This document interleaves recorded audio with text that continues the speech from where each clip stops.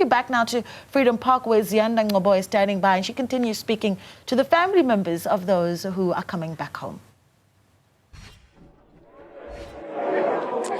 That's right, Naledi. Well, as you can see on our screens, that the remains are now making their way inside Freedom Park. But we've got the families, Naledi, but at the same time, you'll recall that this process has been undertaken because of the fact that there have been lots of discussions with two countries in this instance, Zimbabwe and Zambia. And I want to bring in Zimbabwe's ambassador to South Africa, David Hamadziripi, because this has not been an easy process. I know we've been saying that, but in terms of the discussions that would have to take place, the level of discussion in terms of the details, taking people to the cemeteries, the tracking and tracing, the layers in terms of the intergovernmental discussions, how arduous is this task?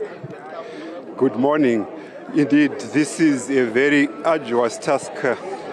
It has a lot of technical complexities because we have to identify to be very sure and very correct that indeed the bodies that we will be exhuming of those comrades who are due to be rejoined with their families and to be reburied in South Africa.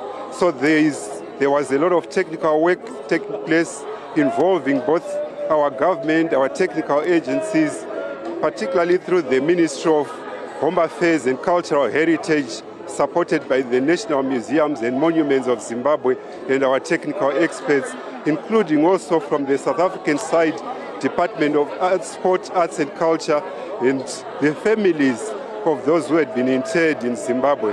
So it's been a lot of work, and we are relieved that indeed we are here today to be able to give closure, particularly for the families, a closure to this life of their family members who had been buried in Zimbabwe, which is their home. It is indeed their home. And I think, Ambassador, that's exactly it, right?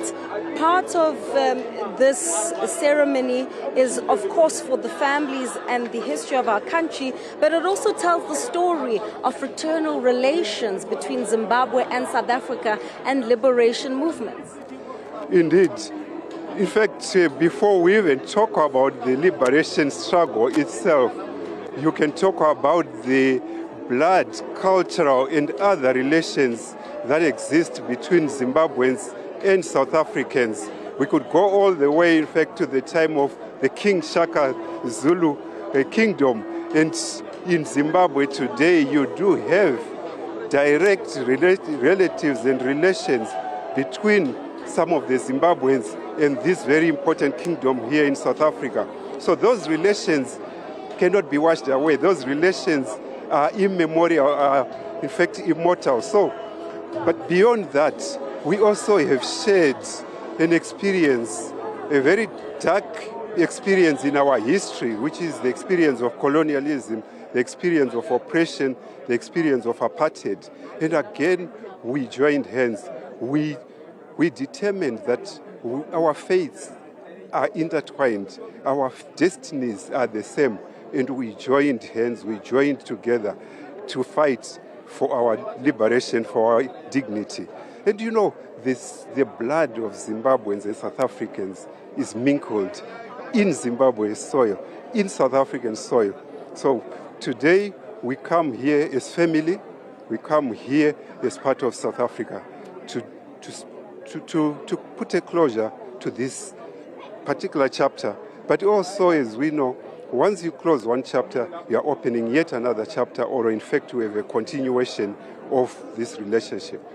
Ambassador, one of the beautiful things, and I think the word beautiful doesn't quite adequately describe the sense and the feeling that families have had in terms of the homage that you've paid to their relatives dying in Zimbabwe, and some of them actually receiving heroes' funerals. You have tombstones. They've remarked about how well kept their relatives' tombstones were. They could still see their names, even their nom de jures. Just talk to us about why it was so important. So you've explained the familial ties over and above the diplomatic ties, but the importance of actually doing that for a country that was still undergoing its struggle, because Zimbabwe received independence before South Africa.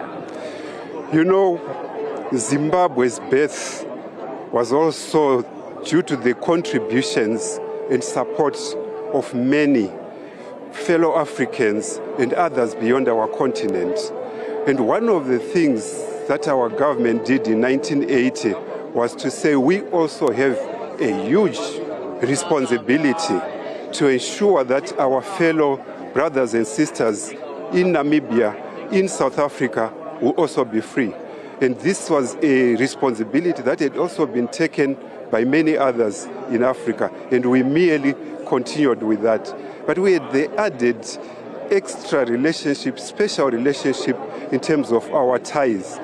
But you know, this is one of the manifestations of Ubuntu. When we do speak about our humanity, about our oneness, about our solidarity, it is not mere rhetoric, but it is expressed in words. And clearly, we identified these comrades, these freedom fighters who had been interred in Zimbabwe as part of us, as family, and therefore made sure that their resting places were also kept in an honorable and decent manner. To the families of those who will be here, bittersweet, solemn moments, the message on behalf of the Republic of Zimbabwe. We say we are returning to you our own, and we want to thank you for having given your sons and daughters for the struggle for the liberation of South Africa. And we were indeed privileged to host them, to know them, to work closely with them, and to be able also to give them a resting place, temporary though it may have been, but they will remain tied to Zimbabwe. And to the families, we say, Zimbabwe is your home. Feel free to come if you should wish to visit, and even just to visit that place, but to visit families and many others whom you have made a connection with. We will be very happy to receive you.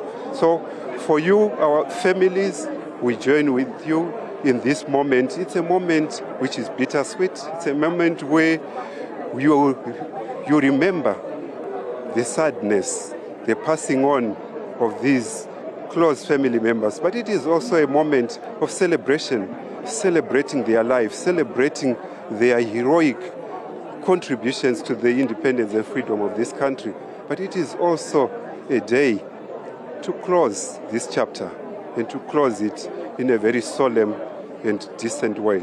So we say we are with you, and we are privileged to join you on this occasion. Thank you.